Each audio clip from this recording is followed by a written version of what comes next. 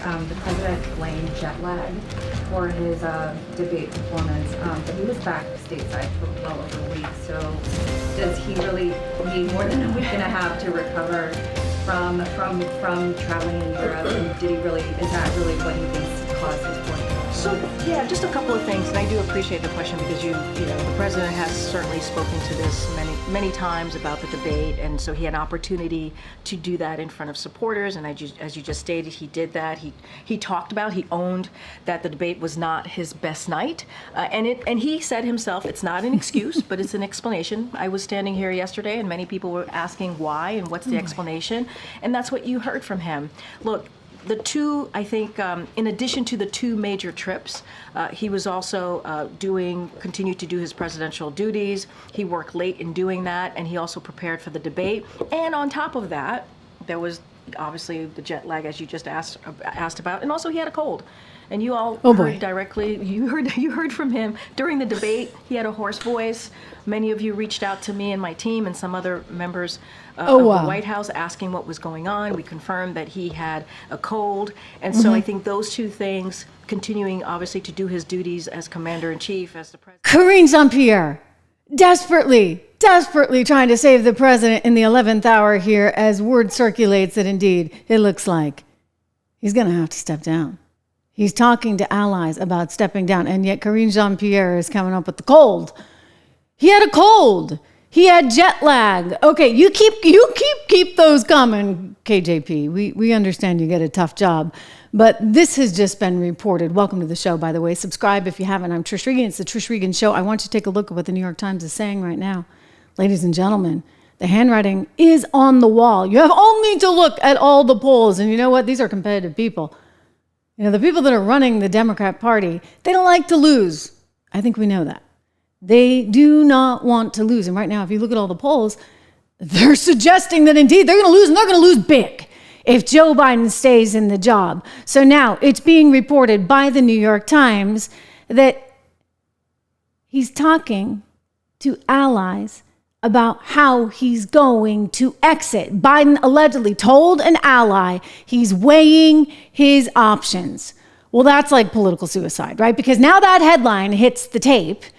You see it right there in the New York Times, and it's all they're talking about on the networks right now, about how he just spoke to an ally about possibly leaving the race. And look, the polls back up that idea. You have only to look at each one of them. I mean, the New York Times, Siena poll just coming out, showing that he's way behind. And so consequently, they smell blood. They smell blood in the water. These are a bunch of sharks and a bunch of vultures. And like I said, they don't like to lose. And don't forget who's running the show. Thank you very much. That would be Barack Obama. I mean, all his cronies, right? They just came right over from the old administration. They're part of this one, and they're looking at the handwriting on the wall, and they're saying to themselves, there's no way in HELL that we're going to be able to make it until November. There's no way we're going to be able to win. And they don't have, March 2020 up their sleeve or anything like that. So a new poll from the New York Times and Siena College shows Donald Trump has widened his advantage in the race. The poll shows Mr. Trump ahead of Mr. Biden, according to the New York Times, among likely voters, 49% to 43%. That's his largest lead of the race so far in anything that the Times Siena poll has shown.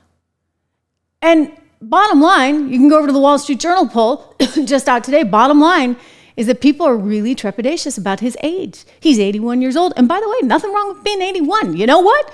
Trump's only like 3 years younger than him, and yet he looked 30 years younger up on stage. He seemed full of vitality. He seemed like he might even be Biden's son up there on stage. And so it really, if anything, just proved that age is really just a number. But here's the deal. If you start to lose your faculties, which is what is being alleged about Joe Biden, then you really can't be in that job. I don't care if you're 61 or you're 81 or if you're 51. You know what? If it starts to go, it's really going. And this is what is being reflected in every single poll that you see. NBC having to admit it right here. Meanwhile, more signs of trouble in the polls. A post-debate New York Times Siena poll has President Biden's support eroding, with former President Trump holding a 9-point lead among registered voters. It's the first post-debate poll to show a gap outside the margin of error. That number tightens slightly to 6 points among likely voters, pushing it back within the margin of error, but just barely. And yet another poll out this afternoon from the Wall Street Journal shows a 6-point gap between Trump and Biden among registered voters, the widest lead for Trump in that poll since 2021.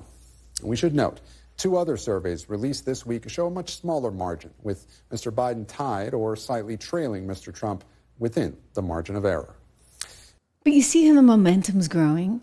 In other words, maybe the initial polls showed some trepidation. I mean, a lot of people that are diehard Biden fans, they're not going to change their mind no matter what. And a lot of them didn't even bother watching the debate. I know some people like that, by the way, some real liberals that weren't going to change their minds no matter what. But this is a play for people in the middle. And the people in the middle saw that and said, whoa, I don't think this guy can even do the job. And by the way, that's a whole other discussion that we need to have, because if he steps down because he's not capable, then what the heck is he doing as president of the United States right about now?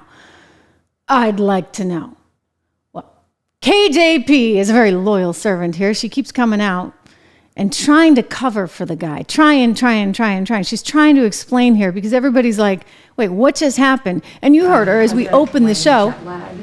She had this view that somehow, really, it was just about jet lag. I mean, gosh. I think in addition to the 2 major trips, he was also continued to do his presidential duties. He worked late in doing that, and he also prepared for the debate. And on top of that, there was obviously the jet lag, as you just asked about, and also he had a cold. And you all heard directly, you heard from him during the debate. He had a hoarse voice. Many of you reached out to me and my team and some other members of the White House. Okay, we got it. So he had a cold and he had jet lag. Of course, wasn't it like a week and a couple days since he had last traveled? I mean, does jet lag last that long, guys? I don't think so. Not for most people, not to mention if you do have a cold, you don't wind up at the Waffle House after shaking hands and talking to people some more now, do you? You don't wind up in another rally the very next day, and yet that's what he's been doing. Apparently, she's willing to take the fall on this one, though, because one smart reporter from CNN, incidentally, said, hey, you didn't say that yesterday. Why are you saying it today? Listen. I did want to follow up on what Sungmin brought up, I think others as well. You did get numerous questions yesterday about the president's debate performance. You didn't mention travel, the jet lag, the foreign trip. So I think you can understand why it was a little bit puzzling to hear the president mentioning that as his explanation for the first time last night. Can you clarify whether when you took the podium yesterday, did you not know that was a major factor? And I want to say that is my bad. That is part of definitely part of the explanation of what had occurred. I did know that. I did know that. I did know that. But we were so focused. I was so focused on the cold, and that's what I kind of leaned into and talked about. But yes, his schedule did have something to do with it. It was the schedule and the cold, and I was aware of that yesterday. I mean, it's bad when you're like, okay, let me see what else I can come up with. They're not buying the cold thing. Let me just go with the schedule thing, right? It was jet lag. Surely it was jet lag. Gosh, KJP, you keep telling yourself that. And just a reference back to what she said yesterday, and reporters are pounding her, really pounding her, because we all know what we saw, okay? That was not a cheap fake. 50 million plus Americans saw the debate last Thursday. They get a very different story from you. You just described a very different sounding president. Obviously, other administration officials described him very differently than what people saw. How do you reconcile those 2 versions of a president? One who appeared the way they did to millions of people, and the other who appears always to be, sort of very forceful and not have any of those. I mean, look, the president spoke to this. You heard me speak to this. We believe, and others have said this, not just me, other folks who have been on networks and also obviously has spoken to all of you, it was a 90-minute debate. You can't make it 90 minutes. It was a bad night. That's what we believe it to be. We're not taking away what people saw. We're just not. That is want to be very clear about because we're not going to buy that. We want to to also make sure people understand that the president realizes. You know, I keep saying this over and over again. He said he's not as young as he used to be, and he has addressed this over and over and over again. But you saw him last night, right? You saw him last night. You saw him at the rally. You saw him at the watch parties. There's been many instances. State of the Union. You saw him take on Republicans by himself, and what was happening back and forth in the State of the Union. There has been also many instances where the president has really showed his strength and resolute that all of you have seen and commented about it. You know, and so I think we cannot forget that as well. And we also heard from, you know, President Obama, who himself has said, you know, his first debate wasn't great. He talked about that. Oh, this was more than not great. Debates aren't great. And so, look, we're going to continue to build on the unprecedented record by continuing to fight for the American people. That is our commitment, and that's what we're going to continue to do. Oh my gosh. Oh my God. You know, this was a whole lot more than not great, okay? This was a whole lot more than just one bad night. It actually reinforces everything that we've been showing you here on the show, right? All of the slow walking. I don't show this a lot because I just don't like it. When he fell, for example, falling up and down the stairs on Air Force One, or falling when he's at the Air Force Academy graduation. I mean, it's bad, folks. It's really bad. And one of the first things that they say, I'm not a doctor, I'll qualify that, but one of the first things that you see and that they say is indicative of something like dementia is the gait, how someone walks. And you see how slowly he's moving. And then clearly we saw it on display for everyone, 51 million people, to see how slow he thinks right about now. And yet KJP and everybody else around him, his surrogates that are sent out with their marching orders, are like, no, he's fine, totally fine. Well, you know what? There's one guy over at CNN who did the debate and had to watch that painfully in real time after having defended Joe Biden and this administration. Well, now he's not having it anymore. Jake Tapper's finally realized what fake news really is. The White House also said today that the president is, quote, absolutely not thinking about stepping down. White House Press Secretary Karine Jean-Pierre said that President Biden is, quote, as sharp as ever, unquote. As sharp as ever, she said. She said that. But there... In other words, we're not buying it. Whatever you're selling, that the economy's great and that Joe Biden is as sharp as ever, we see through it. Even CNN sees through it. The polls see through it. The commentators everywhere, the columnists at the New York Times, I mean, they have an entire op-ed dedicated to why the president should step down. You get Tom Friedman, you get Frank Bruni, you get Patrick Healy, and you get Nicholas Kristof. President Biden, it is time to drop out. These are competitive people. These are people that want to win. And they know that they can't because they got, shall we say, not the best horse in this race. But you know what's kind of weird about it all? Why the heck didn't they figure this one out earlier? I mean, really, I wonder, because there was ample opportunity to deal with this months ago. I talked about it like years ago. All right. It was very clear that Joe Biden was not going to be able to win a second term. So why wouldn't you as a party start having those conversations? Apparently they couldn't. And so instead of admitting reality, they said, no, this is all on you. This is all on you. This is just a bunch of cheap fakes. I mean, I'm sorry. But this is no longer a cheap fake. By the way, if you're wondering what it is, a cheap fake is any unedited video of Joe Biden's cognitive decline that the Biden administration does not want you to see. That's a new meme making the rounds, which I just think is hysterical. It is so true. They're telling you, oh, the economy is great. By the way, subscribe to the show, subscribe to the channel, hit like, make a comment, share. We're doing this live, so I'm going to get to all of your comments in just a moment. Again, I can see them in real time, but this is a team that cannot lie anymore, and they've lied about everything. That's what ticks me off. I mean, look, again, my background is in finance, right? I'm a financial reporter, have been my entire career. I started off on Wall Street, and I'm really offended when they try and sit there and tell me that inflation is not a problem. I actually read an article couple years ago in the New York Times where they talked about how wages were going up under Joe Biden. I'm like, wait a second. They're not going up. Not real wages anyway, but apparently no one in the New York Times thought it was pertinent or necessary to talk about real wages being adjusted for inflation. Because you see, if inflation's going up this much and wages are only going up this much and they're not adjusted for inflation, then guess what? Wages are actually going down in real terms. And so when I look at the news cycle, when I look at the markets, when I look at the economy, it's through this set of eyes. In fact, I approach politics through this economic sphere, if you would. You know, one of the things I wanted to do for so long is to create a platform for you guys to be able to see through, if you would, the noise that's out there when it comes to investing. And I know a lot of you are saying, oh, Trish, I don't have any money to invest. I can't really think about that. And I'm here to tell you, you know what, you got to. You've got to right now.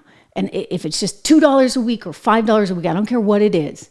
Because when you look at the upside that we've had, some 1,000% over the last decade or so in the S&P, I mean, you look at the upside that we have had in this market, you're not going to get that anywhere else. And I'm not promising that it's going to be higher next month or next year, but I am telling you, there are ways to allocate for risk. And it's one of the things that we try and do at 76 Research with our model portfolios, which is why we have more of a risk-on portfolio.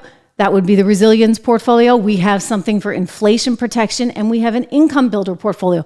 Take a look at all of these, you guys. 76research.com. I'm really happy because it's Independence Day. And I said to Rob, my colleague, my co-founder there at 76 Research, I said, we need something to get more people in the door because it's important. It's the one thing I can do really for you. You've done so much for me.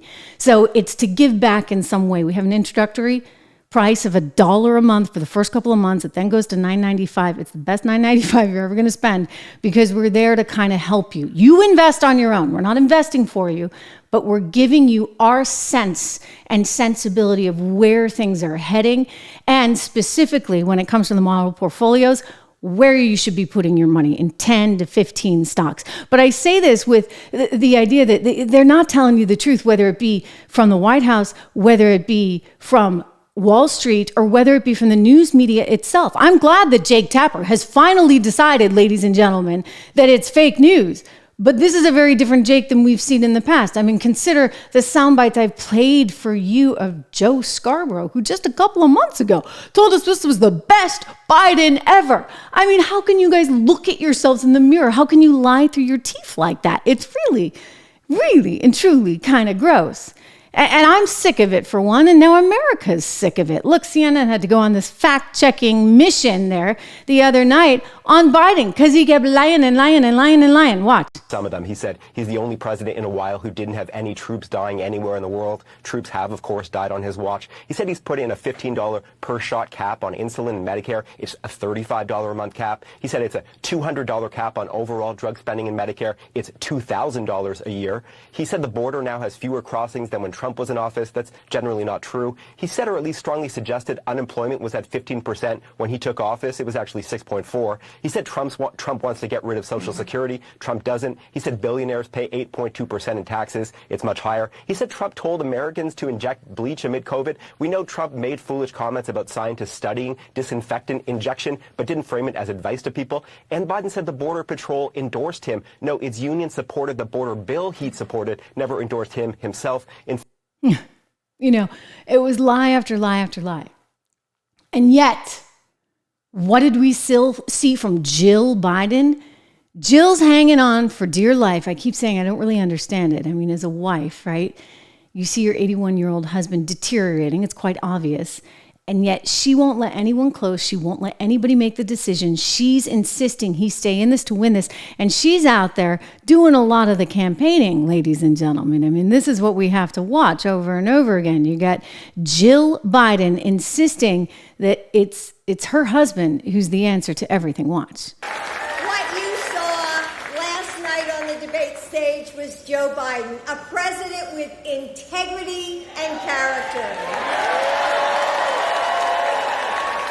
Who told the truth. And Donald Trump told lie after lie after lie. Oh, you're good. You're so good. Wow.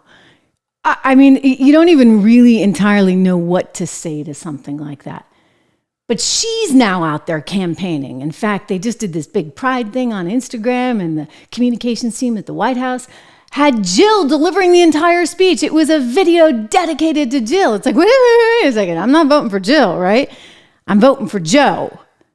Dr. Jill is not the president of the United States, although, judging by some of the moves lately, you got to kind of wonder if she's calling all the shots. And then there's this guy. Let me see if I can show you who was in the audience. Just moments ago, Biden was giving a Medal of Honor speech, and there's this cutaway that CNN showed of the audience, and I want you to see who's there. A huge strategic victory could bring the war to a swift end. The risk of this mission and the risk of all this mission were enormous. If caught, they would certainly be killed. Philip, George, all the men were given a chance to walk away. Not one of them did. Not one of them walked away. So, perhaps he's trying to say a little bit about himself there, that he's not about to walk away. He has come out per KJP and said he's absolutely not walking away. He's going to be there. And hey, he's got Hunter by his side. That ought to make you nervous, right? If nothing else. Between Dr. Jill and Hunter, oh great, our country will really be saved. Well, some people don't like the sound of all of this, and that would include former Congressman Tim Ryan out of the Midwest. Let's take a listen to what he was saying on CNN just yesterday afternoon. Former Ohio Democratic Congressman Tim Ryan says Vice President Kamala Harris should be his party's new nominee for president. In a new piece, he writes, Joe Biden's debate performance was deeply troubling. But it isn't just about 90 minutes in a debate and a terrible performance. This election needs to be about generational change, something about which I have been shouting for more than a year now.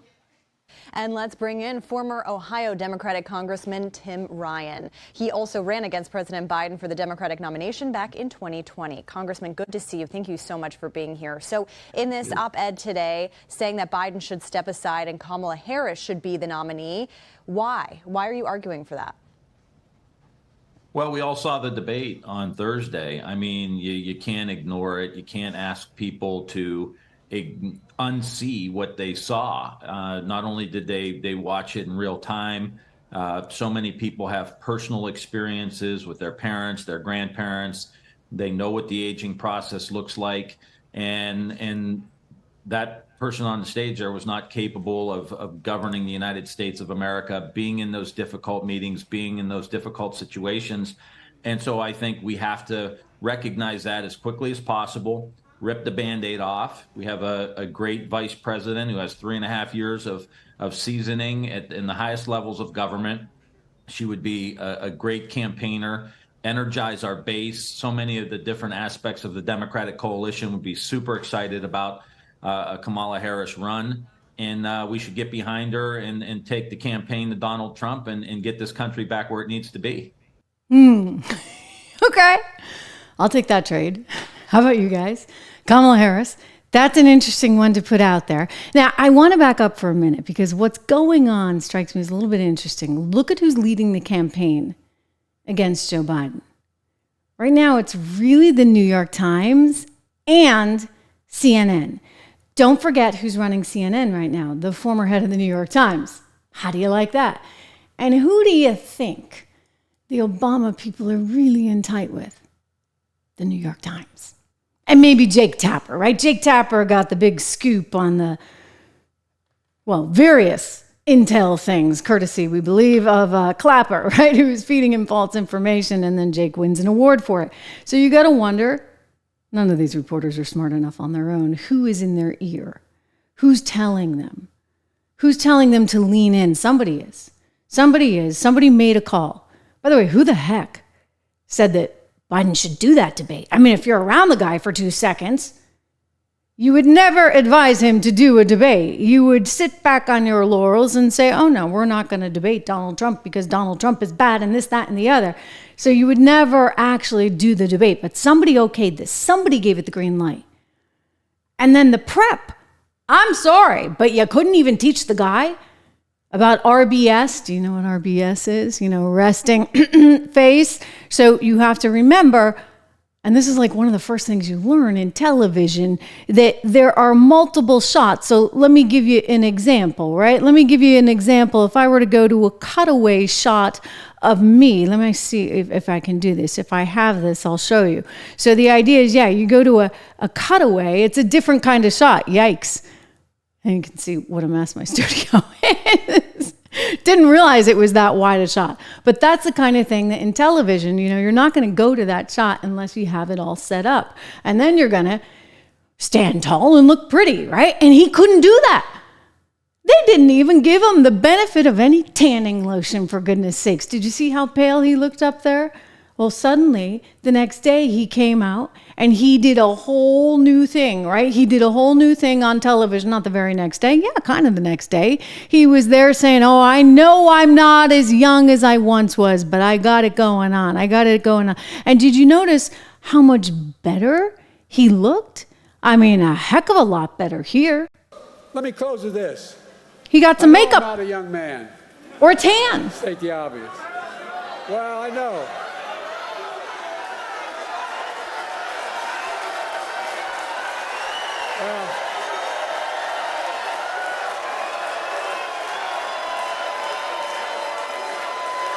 Well, I don't. Okay, he's got his teleprompter, he's got his tan, so somehow he got a memo. But they prepped him for that debate. They allowed him to do that debate. And ask yourself why. And now, why is it that it's the New York Times coupled with CNN, with a guy running CNN who used to be at the New York Times, leading the charge to take Biden down? I know they're competitive people, but this was rumored ages ago.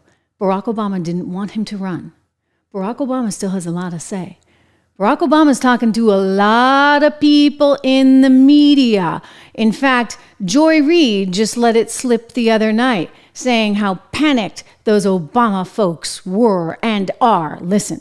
That said, I too was on the phone throughout much of the debate with Obama world people, with Democrats, with people who are political operatives, with campaign operatives. My phone really never stopped buzzing throughout. And the universal reaction was somewhere approaching panic. The people who were texting with me were very concerned about President Biden seeming extremely feeble, seeming extremely weak. And, I'll just reiterate what I said earlier. President Biden had one job tonight, and it was one primary job. And yes, it was to litigate Donald Trump's, criminality and all of those things. But he had to settle his own party. Mm-hmm. He needed to settle Democrats. Democrats, they always talk about Democrats are bedwetters and Democrats are always panicking. Yes, Democrats are always panicking. They're always scared, right? They're always thinking they're going to lose. Like, Democrats are very pessimistic. This is just neurotic. Who they are. They're neurotic. But Joe Biden's job was to reassure them tonight. His job was to calm his party, to make them feel that, yes, I can do this. I have 4 more years in me. I have the ability and the stamina and the strength to do 4 more years. He did not do that. No, he didn't. And so all of a sudden, the wheels got into motion. I think it's highly irresponsible that they did not do this ages ago, that they didn't communicate to him. And I get it. You know what? If you've had an older parent and you've had to go through the process of taking away the car keys, it ain't easy, right? Like, they want to hold on for dear life. And if they're starting to slip and dementia is creeping in, what you're going to start to find is that they become more belligerent. I'm not a doctor. I'm speaking from personal experience. I've seen this before, unfortunately, and most of us have, right? It's a pretty common occurrence. And so he's got, I like to say, the car keys to the entire world. He's the leader of the free world, and he doesn't want to give that up. Heck, he's worked his entire career for this. His son doesn't want him to give it up. His wife doesn't want him to give it up. So the people immediately around him don't want that to happen. So if you're Barack Obama and other Democrats and other donors, what do? You should have dealt with this ages ago, but you didn't. And now the you-know-what has hit the fan. And so they're putting out Kamala. Interesting.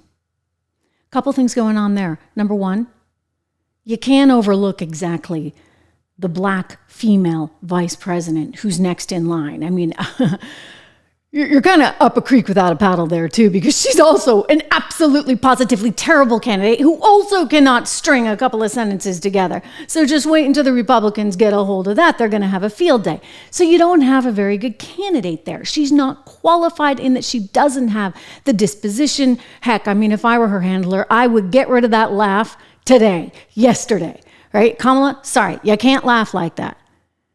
Kamala, you got to have a better answer than the root causes of migration when it comes to you needing to be in charge of the border. The one project she had, I mean, you want to talk about what's really a mess, the border and the economy. Her responsibility was the border, and she utterly failed.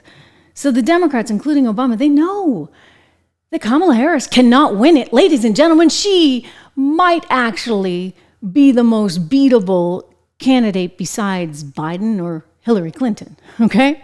Like, let's just be honest with each other. And you look at the polls that have started to come out. This is very interesting. There was something circulating on Reddit last night from Ezra Klein, who put out a PowerPoint presentation, effectively, that had been forwarded to him from some kind of deep secret Democrat spy thing that looks at all of these different polls and tries to actually measure who would fare the best. So what did they find? Well, everyone fares better than Joe. Everyone, okay? Pete Buttigieg, oddly, fared really well. Remember little Pete? Of course, he has his problems, right? He's the transportation secretary, and we got planes falling out of the sky. So you got Kamala on the border, you got Pete on the skies. These people do not exactly have the best track record. So you want to know who performed the very best? Who's doing better than anyone? Like, way ahead of everyone, and actually would give Donald Trump a real run for his money? It's someone I've mentioned before. Michelle Obama. Think about what's happening, ladies and gentlemen. We talked about it ages ago, about the possibility of Michelle Obama coming forward.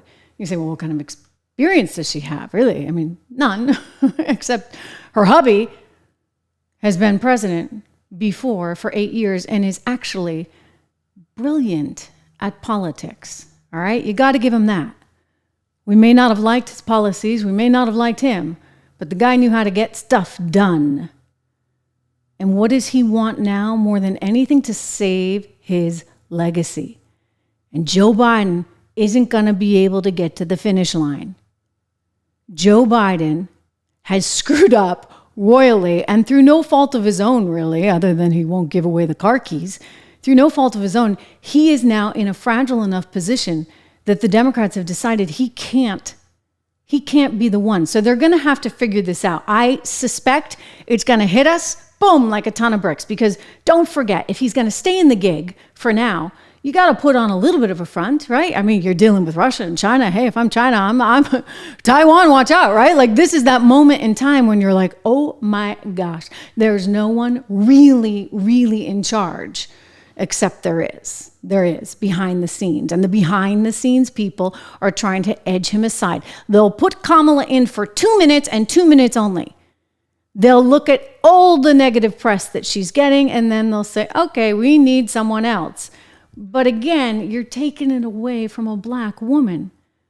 So who better than to put forward in this moment in time than another black woman? And maybe Gavin Newsom as vice president for good measure.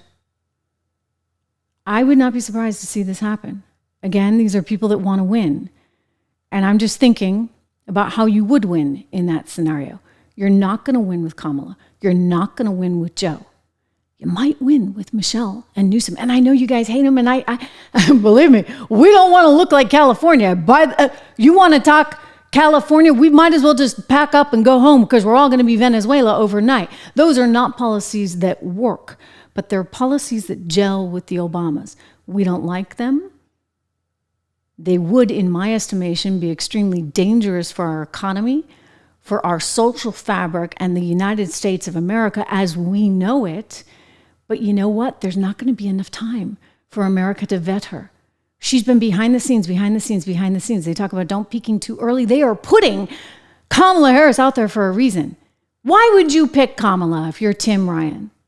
Unless you're getting your orders from someone, somewhere. Why would you suddenly overnight just start piling on Biden if you're Jake Tapper? Unless someone's in your ear. And so I suspect there are a lot of moving parts in this moment in time, and people are being quite deliberate about who they want in and who they want gone. Gavin Newsom was asked about it the other night. Hear his answer. It's a non sequitur. I don't even understand the context of that. This is the President of the United States running for re-election. He's our guy. And that's part of the diversion tactic of the right, to continue to sort of muddy the waters on all that and that nonsensical speculation. It's just like the absurdity of who's going to get an injection shot. I mean, this is farcical. It's serious stuff. Democracy, freedom, liberty, rights. And to see it trivialized as we're trivializing it, even having these conversations, is really distressing to me as an American citizen, not just as a Democrat. Okay, he's saying the right stuff. He's got to say that. And he's got to keep the darts off of him to a certain extent, just like Michelle Obama has to. Because Kamala Harris, watch out. They're putting you out there right now. You're never going to be able to deliver. You've never been able to really deliver. I mean, remember how badly she performed in New Hampshire? I was actually kind of surprised at that.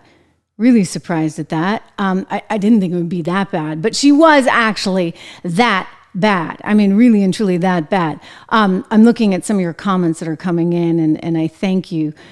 You guys are you're really great. Reminder to make sure that you subscribe. If you haven't already, subscribe to the show. Give a thumbs up, share it, make a comment down below. I actually do read those. I read all of them amazingly. So your comments will be seen. And I thank you for the nice stuff as well. I don't take all the credit. I actually like to give some to one of our wonderful sponsors here on the show, Balance of Nature, balanceofnature.com. You can go to balanceofnature.com and you can get 50% off right now. I can't believe this. This is actually an amazing, amazing deal. I was reading it on the air the other day, and I was assuming, okay, I'm going to say 35% off because that's typically what we have, 35% off. Well, now they just upped it to 50% off. So I was definitely shocked and really happy to see that, because these vitamins are fantastic. I take them every single day. These are vitamins called fruits and veggies. And the fruits and veggies are really, really awesome. You can get your fruits and veggies too. Just use discount code TRISH, T-R-I-S-H, my name. You can call 1-800-2468-7051, 751, forgive me, 51. There you go. 1-800-2468-751, or just go online to balanceofnature.com. You can go online and type in my name for the code word and check this out. I mean, it's really, it's good stuff. I don't steer you wrong. And in terms of not steering you wrong, I really do think that we all have to be prepared here. And I think that most of us here on the channel, I'm going to go with like all of us here on the channel probably prefer to have a conservative there in the White House with conservative economic policies that will serve our country well, that will serve our kids and our grandkids well. We want a secure future. And part of that security comes from a good foundation and having a capitalist sort of central base to what you're doing, as opposed to the socialist nonsense that will get you California, which everybody's leaving, or we'll get you Venezuela, or, the former USSR while we're at it. In other words, it's been tried many times before, and it has never worked. And so we don't want that. It is really critical that we not have that. But it's important that you're armed with all the facts. And I'm looking at this situation right now. I don't think there's any way. I've said all along, I don't know how they run them. I just don't know how they run them. I mean, they can sit there and say you're all wrong, and then he does a debate, and we're like, oh, no, we're not wrong. We're right. And those aren't cheap figs. He's just actually not capable anymore. And so now that the cat's been let out of the bag, so to speak, they've got to move, and they've got to move quickly, because you've got that convention approaching in August. And I don't know if he actually were to get the nomination there at the convention, all bets are off.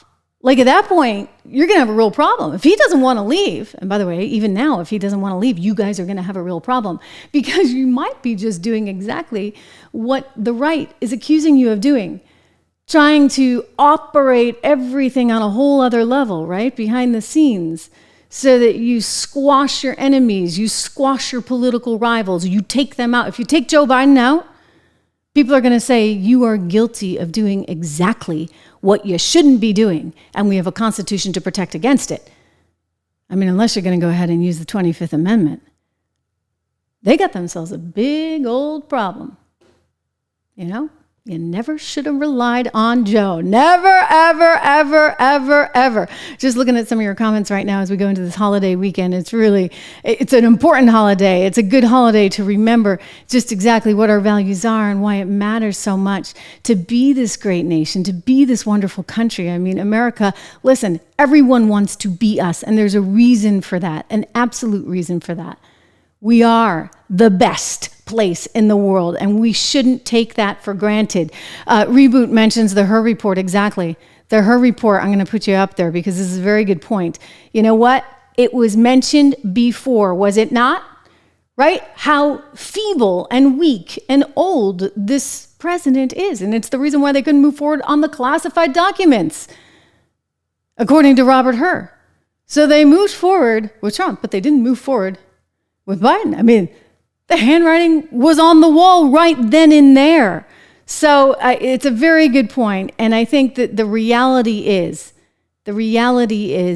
it's over for Joe Biden. So right now we're like in countdown mode. You know, I told the team, I said, hey, make sure we're ready because we're just going to have to go live when it happens. And I'm not sure when it's going to happen, but it probably will happen relatively soon. And I think that the headline that you're seeing in the New York Times that just came out today is indicative of what is to come. One of our folks here is saying that, you know, the people in the chat have good moral values. Thank you. Jake, it is good to see you back here. Jake W72, happy 4th to you as well. Listen, I hope you guys are going to get to see some fireworks. We had some fireworks around where I am last night. There'll be some more tonight and some more tomorrow night and some more on Friday night. So it's fun times, fun stuff. And listen, I think it's just a fun holiday. It's a great holiday. This and Christmas, these are my favorite. Peace of Mind asking, will Biden do the second debate? Will Trump do the second debate? I've said all along, like, Trump doesn't have to. At this point, you know what? You take your ball and go home for a little bit. You know, just stay on the down low because Biden's imploding in real time. And that's actually a little bit of what Trump's doing. I think his next official appearance isn't actually until July 8th because he doesn't have to do a darn thing right now. I mean, ride the news cycle, buddy, right? I mean, ride it. At some point, he's going to announce his VP, and, you know, we'll be focused on that. But I think he doesn't do that for a while. He doesn't do it because you're going to actually want to just enjoy this. The Democrats are imploding in real time. Listen, Leslie, yeah, I mean, but he, you know, who's going to be the VP? Leslie's kind of speculating about that. I'll throw that question out there to you guys as we think about sort of what's happening. I don't think we're going to get that news relatively soon. I think that he's going to allow Biden to sort of combust on his own, and we're going to watch that movie in real time. But at some point, he's going to come forward, and my money right now is on, I could be wrong, but Doug Burgum. I think that that's going to be the guy, Governor Burgum. The other opportunity would be J.D. Vance, both super qualified people. Both would be terrific. I do think it's going to be one of those two. I suspect it could be Burgum because he's a little bit more under the radar. And the reality is with Donald Trump, listen, he takes a lot of oxygen out of the room, so to speak. And I'm a big believer in you can kind of only have one star.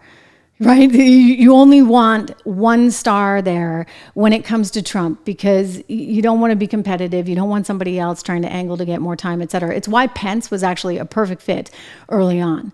And I picked Pence. I was like, yeah, it's going to be him because he kind of fit the bill and he wasn't going to take away all the attention from Donald Trump. I think Doug Burgum does that as well. And so I'm on the lookout for that. I mean, I know a lot of you guys love Vivek, but Vivek is a star in and of his own right. JD is as well, which is why I'm just kind of a little bit hesitant. I don't know as it's going to be him. Ian, good to see you back here. Mike as well. We get a lot of regulars here on the show. So I love that you guys are back here so faithfully. If you haven't liked and subscribed, please do me that favor.